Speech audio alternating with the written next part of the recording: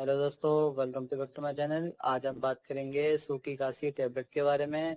ये है टोसिन DMR tablet. इसमें कंटेन डेक्सामेथासोन, सिट्राजिन, फिनाइलफ्राइन, एम्ब्रोक्सिल और ग्लूटनेसिंग होता है। इसकी मैन्युफैक्चरिंग सिंचम द्वारा की जाती है। इस पर एमआरपी 65 होती है।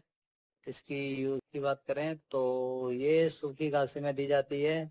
और जिस किसी की नाक बंद है, खांसी जुकाम भी है, तो उस कंडीशन में भी दी जाती है। इसकी डोज सुबह शाम एक एक टेबलेट